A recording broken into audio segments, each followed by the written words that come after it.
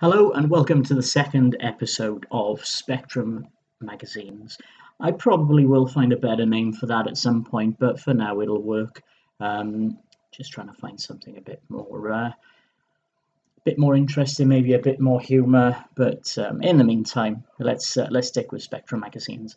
Now, thank you for those of you who sent in your comments after my first episode. They're all much appreciated. One of the comments was about the camera being too wobbly, and that was because it was a first attempt, first experiment. Laptop on my lap. Well, it's a laptop. And yeah, it got a bit bouncy, so I do apologise. However, I have now got it on a table. I have also been given suggestions in the future for things like adding games footage to the video, keeping it a bit shorter because I think the last one went over 40 minutes. I do apologise, and also to give myself a bit of a better background. In the meantime, I'm on the kitchen table, so apologies for the clutter behind me. Hey, it could have been worse. You could have had the microwave. Anyway. Let's crack on. This week I've decided to focus on Your Sinclair, which was, to be honest, my favourite magazine in the day. Your Sinclair had that right humour about it, gave away good value cassettes every month, and, well, most months, and it just appealed to my sense of humour, and my sense of humour is kind of now the same going forward. Incidentally, after Your Sinclair, Crash would have been my second favourite and Sinclair User my third. Your Sinclair and Crash I did buy every month. Sinclair User I only bought if there was anything that caught my eye or if there was anything interesting on the magazines, on the free tape on the front. Anyway, let's start off with the front cover.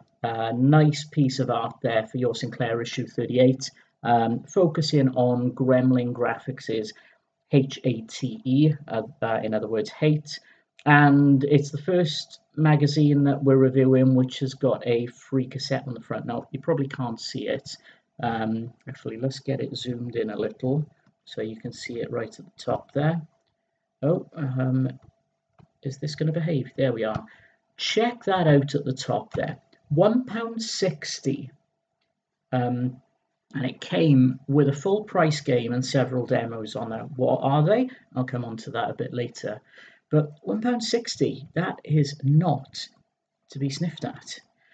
Anyway, let's crack on. Issue 38, February 1989, which probably would have come out around about January, but let's get going. So first thing we've got is a two-page spread of adverts for Batman the Caped Crusader, which is a great two-part game. Came in two different versions. I think one was about the Penguin. Actually, the clue is in the picture there. One was about the Penguin, one was about the Joker. I think a magazine brought out a third one as well. I can't remember the name of that one off the top of my head, though. The Awesome RoboCop, which I think stayed at #1 in the UK charts for about 50 years. And Bad Dudes vs. Dragon Ninja, all released by Ocean. Right, skipping past the adverts and the contents page, and we go straight into the news articles. Your Sinclair, of course, basically not treating it that seriously. And of course, look at this. Typical of their humour, celebrity train spotter was Eddie Edwards. Do you remember him? Right, going back up a sec. Right, let's focus. Let's have a look at the top 10. The top 10 this month was Last Ninja 2 by System 3, followed by Daley Thompson's Olympic Challenge, Armalite, Return of the Jedi, Savage, STI, Typhoon, Guerrilla Wars, Space Ace, and Airborne Ranger. 9 of those top 10 games were new entries, which you could tell because they obviously were the Christmas market for that month, so there was a lot of high-profile titles that had come out. Budget games, you had Joe Blade 2 staying at the top, followed by the re-release of Bomb Jack from Encore, and then new entries for re-releases of Footballer of the Year, Commando, and the new release Rugby Simulator. And then, of course, you had re-releases of Gauntlet, Gauntlet, Airwolf, Ace of Aces, and Battleships with a new entry there for Codemasters Pinball Sim. Right, okay. This is something they did as well at the time, which always surprised me. It did a thing about comics, and there you go, Batman: A Death in the Family. I'm not a massive comic reader, so I know who Batman is, and I know the difference between DC and Marvel, and that's probably about as far as I'm going to go into detail in this video. Right, okay. More news articles there with some saucy stuff up in the top left-hand corner. Sex vixens from space, eh? What? And readers chart, top 5 chatter blinds in the Ramsgate bus queue. Only your Sinclair. And of course, you had lots of naughty headlines like this as well. Fancy a duck to win a MIDI hi-fi system? Wow. Right, and Skate or Die on the right-hand side there. A game I only ever played a demo of, but struck me as probably a game I could have got into. Was that Skate Crazy? I think Skate or Die was a bit different, actually. Looking at the pictures, yeah, I'm thinking of Skate Crazy. I don't think I ever played Skate or Die properly. Right, okay. The free tape. They gave you Alien Evolution. Which I wasn't a massive fan of, but you know what? It's a free game on the front of a £1.60 magazine for someone who would have been 14 years old at the time. I wasn't going to turn that down. And demos for the amazing Rafael Kecko Stormlord game from Houston and Last Duel from US Gold. And of course, look at this, next month in YS. Should I scroll down? Yeah, it doesn't matter. There's a policeman's helmet there. Right, okay. And of course, it was the time when they started advertising the next generation of computers. So you're probably going to see lots of Atari ST adverts and Commodore Amiga adverts. Here's Hate, the cover game. HATE, which I think was sort of a follow-up, a loose follow-up to Alien Evolution. No, was it Highway Encounter? That's it. It was that sort of game.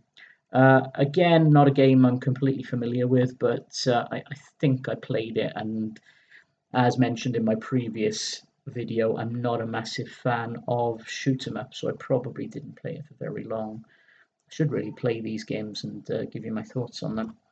Okay, Castle Computers. I bought quite a few items from there over the years. They were actually really good value, and I would imagine a company like that would be quite popular now if they had some sort of online presence. Wonder whatever happened to them. Did you work for Castle Computers in Burslem in Stoke-on-Trent? I'd love to hear from you. I'd love to find out what happened to the company. Right. Okay, so we've got a advert for Tato Coin-Op Hits. This compilation became a school project for me. There was a writing thing. We had to do some sort of essay about your favorite things, and for some reason mine turned into game ratings, game reviews, and I reviewed this compilation as well, which was incredible at the time because I didn't actually own it. I was using a lot of reviews from magazines, and I also used personal knowledge from games that I did have. The 2 Arkanoid games for one, or for 2, Bubble Bobble, Renegade, and I think I might have reviewed Flying Shark as well. But yeah, it's quite funny to see it all these years later, and it reminds me of that school project, and I had to stand up in front of the class and do it as well. Were you there that day? Yeah, I thought it was going to be quite an easy question and answer session. Instead, they asked me about my thoughts on game ratings instead. That was not fun for 14 years old. Okay, and your Sinclair, they did the Train Spotter Awards. I loved this section. I think I might have wrote in a couple of times as well. Never got printed, but it was all about getting magazines, spotting errors in the magazines as well, and you would win the prestigious Your Sinclair Train Spotter Award. Okay, going on to the hints and tips, done by Phil South. Whatever happened to him? Snouty, I think he did a number of the hints and tips things that came on the cassettes later on. Right, okay. Rather artistic map for Savage. I could never understand why people did maps for this sort of game, because usually it was all about just keep walking right and you'll find something else to kill. It wasn't something where there was a massive amount of exploration, but I suppose it probably told you what to expect next. But anyway, okay, more hints and tips. Dr. Berkman, I believe Marcus Berkman now works for the Daily Mail or something. But this is when he used to be a Spectrum journalist. More Atari ST adverts on the right, followed by the 2-page advert spread for the awesome Afterburner game. I loved the game. I wasn't very good at it. I would last about 15-20 seconds each time before dying, but it looked incredible and played amazingly. I just was crap at it. Okay, and we start on the reviews.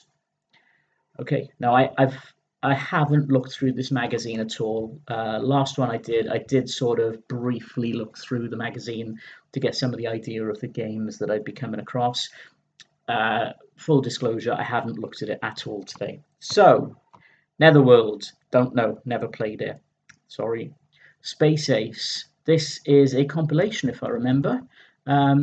Now I never had the compilation, but I do remember playing most of the games on here. Synapse, which was a pretty good, if I remember, budget shooter, but really, really good. And for me to say it, that's saying something, because, as previously mentioned, I'm not a massive shoot 'em up fan.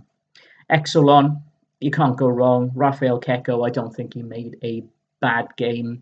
And it strikes me now that I don't know if I'm saying his name right, because I've only ever seen his name in print. I've never actually heard him talk or even say anything about how to pronounce his name. Xevious, never played it. Trantor, a lot of fun I had with that game. Trantor, the Last Stormtrooper, if I remember. North Star, again, don't know that much about it. Cybernoid, more Rafael Keko, superb, absolutely loved that game and the sequel. Mask 3, Venom Strikes Back, which was alright. And then, of course, you've got the Joystick Jugglers. There's Marcus again, with Sean Kelly, Jonathan Davis, Ben and Skippy, don't remember them, and Dave McCandless. I think he's another journalist that's gone into serious journalism. Right, okay, Frank Bruno's Big Box. Oh, it's another compilation. Let's get in there and have a look at it. Sports? No, just a collection of elite games. A lot of games on here, man. 10 games. Frank Bruno's Boxing, the Spectrum version of Super Mario's Punch-Out. Batty. If you don't know Batty, what have you been doing with your life? It's probably the best ever Arkanoid clone, if not the best ever game of that genre. Commando, I had loads of fun playing that. I remember thinking it was like Rambo when I first played it, so I wanted to go side to side. Not happening. Bombjack, classic game, even on the Spectrum. I spent ages on that game. Scooby-Doo. Oh, what could have been? That game was meant to have been an interactive cartoon, but that never happened. Battleships, great game. It's basically Battleships. What more do you want in a computer game? Saboteur. Guess what? I was never a fan of Saboteur. I know it's massive. I know loads of people love it, but it wasn't my sort of game. 1942, really popular. Really well done Spectrum conversion as well, actually. And the insanely hard Ghosts and Goblins game, where if you get killed once, you end up in your underpants. And also, speaking of insanely difficult, there's Airwolf. Yeah, 10 games actually. What was that? 12.99 on cassette, 17.95 disc.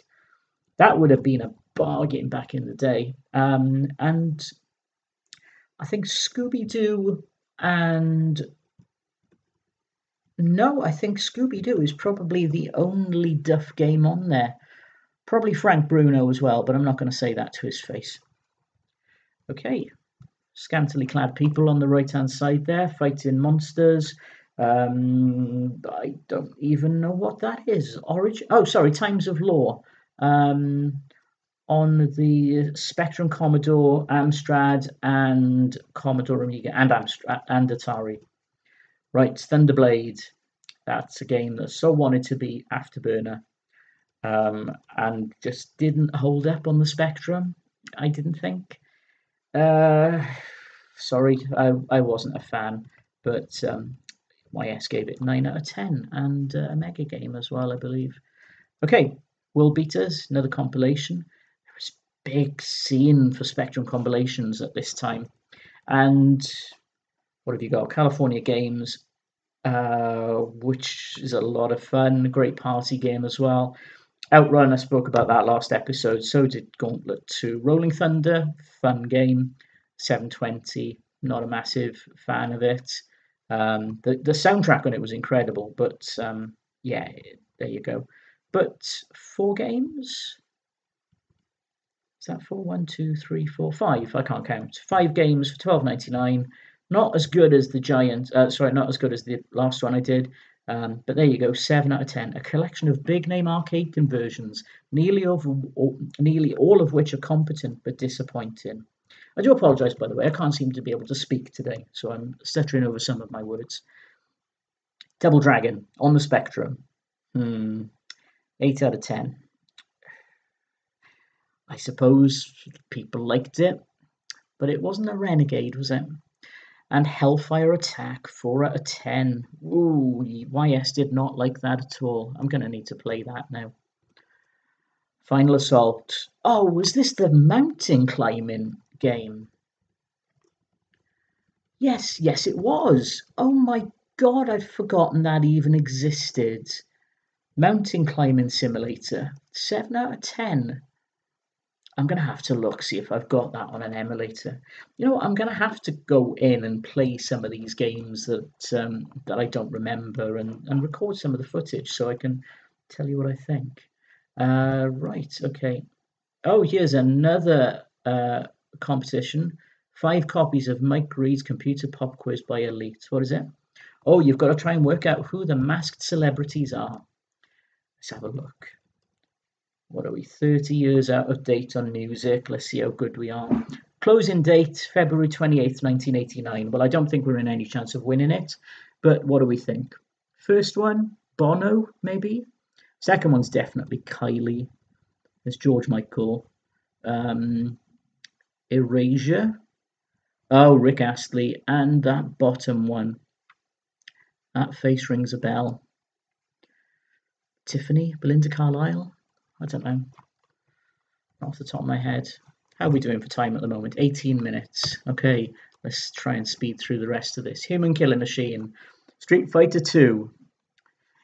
Yeah, until actual Street Fighter 2 came along. It would look good for what it was, mind. I think YS actually released a demo of it in one of their later magazines, but yeah, it wasn't Street Fighter 2, I can tell you that. Right. I might come back to that actually. Puzzle. Oh, see, I can't talk. Puzzles. I'll come back to that. What page is that? Page 50. Right. 4 mega games for under a tenner. David McCandless. If he's watching this now, do you remember doing this item? Do you remember being that young 31 years ago? Right. What is this all about? Was this just a budget section of the game?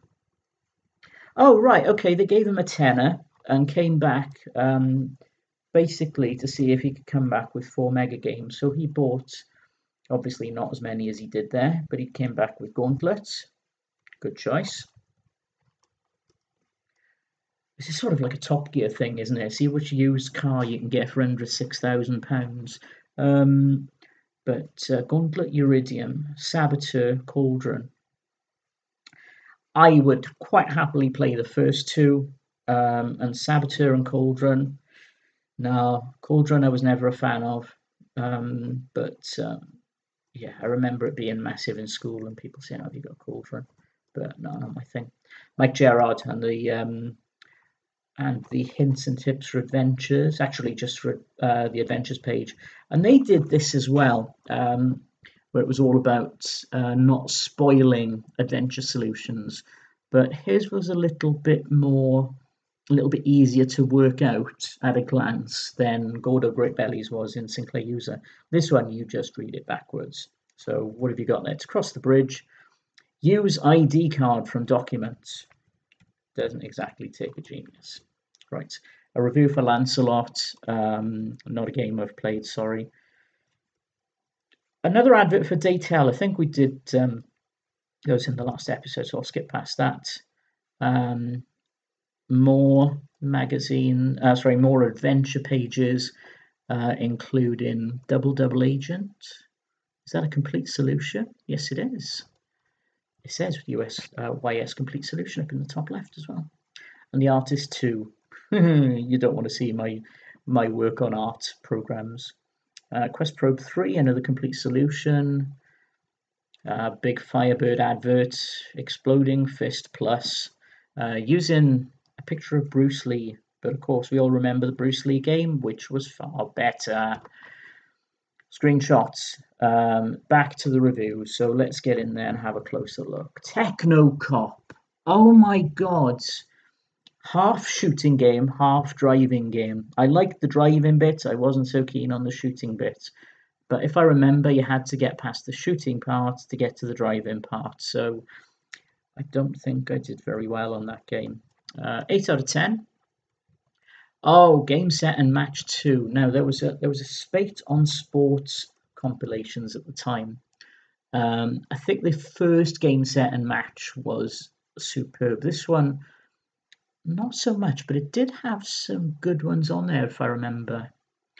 What have we got? Basket Master, which I think was available on just about every compilation at the time. Spanish game from Dynamic Software. One-on-one basketball. Championship Sprint, which was better because it came with a track designer, and this one actually does have the track designer on there. Good work, Ocean. Ian Botham's Test Match. Cricket's not exactly a thrilling game, is it? And cricket on a computer. Match Day 2, though. I've never been a massive football fan, but Match Day 2 was one of the best football games at the time. What else have we got? Nick Faldo Plays the Open. I actually really like golf games. Leaderboard was my absolute favourite, and I'll still partake in Tiger Woods games to this day. Or I think the last one was Rory McIlroy, and I think who owns the rights to them now? They've been doing the what is it called? I know there was a PGA game recently, but I've forgotten what they're called now. But yeah, anyway, Nick Faldo Plays the Open. It was not good. Steve Davis Snooker. Oh, that's unfair. Almost as boring as the man himself. I like snooker games. I know they're not thrilling, but hey ho. Super Bowl. I could never understand American football, still don't. Super Hang On. I spoke about that last time. That's not bad, mind. A year later, and it's already on a compilation. What was this? 1295.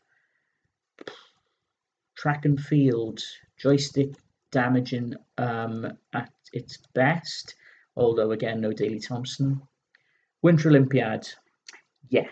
Okay, mixed box. I think that's fair enough to say, actually. 2 great games, 6 slightly iffy ones, and 2 totally crap ones. Worth getting for the good ones.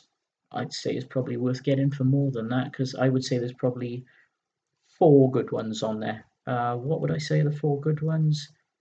Championship Sprint, Match Day 2, Steve Davis, and Super Hang On. I mean, that's a 4-part game in itself. Right, okay. Next page, Fists and Throttles. My God, more compilations. I genuinely didn't realise how many they went through. They must have been releasing like about 20 a month. Enduro Racer, Dragon's Lair, oh, Thundercats, and Ikari Warriors and Buggy Boy. 12.95. I tell you what, Marcus Bergman even comments on it there. Gorlummy, you can't move for these compilations at this time of year, can you? No, you can't. 12.99 for 5 games, mine from Elite. Yeah, I would say there's probably not a bad one there. All right, the Spectrum version of Dragon's Lair wasn't great. They gave it 6 out of 10 though. And they also weren't that favourable on Ikari Warriors. But yeah, there's some pretty good ones there. Enduro Racer, Buggy Boy. Thundercats was more fun than it should have been. But maybe I just like the fact that it was Thundercats and that's the cartoon I watched as a kid. There's Exploding Fist Plus. 7.99 from Firebird, 7 out of 10. Let's not focus too much on that. I think it was a bit overrated. And another compilation. Oh my god, this is the US Gold one. 24.99 for this. I remember asking my parents for this and never got it. What have we got? I'll just reel them off quickly because there's loads on this one. Spy Hunter, World Games, Bruce Lee, Beachhead 2, Roadrunner, Supercycle, Goonies, Express Raider, Raid, Kung Fu Master, Leaderboard, Infiltrator, Gauntlet, and Impossible Mission. That's an impressive amount of games there, to be honest. 24.99 is a bit steep for it though, because there's a few games on there that you'd have had on cover tapes and other compilations. So I think 24.99 is probably pushing it. 24.99 now for this is probably pushing it as well. But there's some good titles on there. I probably would have been interested if it was maybe 14.99, 17.99 at a push. Okay. Skateball. Wasn't that an Amiga game and just wasn't as good on the Spectrum, maybe? And 4 Soccer Simulators. That was a strange one. 9.99 on Codemasters Gold. 4 different takes on different football games. Right, I'm running close to time here, so let's just speed through the rest of these. What I'll just do is I'll just jump right through, and anything that jumps out at me I will comment on. Budget games, there's some great ones there. How to Be a Complete Bastard. Yeah, I said bastard on a YouTube video. That's got me demonetized. Not that I was ever monetized in the first place. Cracker, great game. Ninja Massacre, 2 out of 10 is about right. Blip, never played it. Pro Skateboard Simulator. They did some of those games at the time. I think they wanted to be Marble Madness. Traz, there's that game I mentioned last week or 2 weeks ago. 3 out of 10. It's about fair. Leaderboard, 8 out of 10. Scuba Kids, 3. Did I ever play that? Don't think so. Motorbike Madness, there's another mobile Marble Madness type game. And International Rugby Simulator 7. Okay. Oh yeah, you could get all your Sinclair merchandise from there if you wanted to walk around with a pig carrying a chainsaw on your t-shirt. Activity page, what is it? Oh, I don't know. Right, okay. Program pit stop. If you were patient enough to start typing things in. And Alcatraz emulator, what was that? Okay, don't know. Rage Hard, that is about programming tips. We're coming up to the 30-minute limit. I've got about 20 pages to speed through. Oh, yes, the Sinclair PC200. Sinclair's attempt at entering the business market. Was it any good? Does anyone remember it? No, I believe it wasn't very good at all. Right. What was this about? Win a Formula One scale extra game with an obvious scrambled picture of Ayrton Senna. Okay. Right, there's your input output for your classified ads. Operation Wolf, never a big fan. More classifieds, more classifieds. There's your Amiga adverts. I knew we'd find one soon enough. Future shots, previews of upcoming games. You had the Game Summer Edition, LED Storm or LED Storm, was it? Who knows?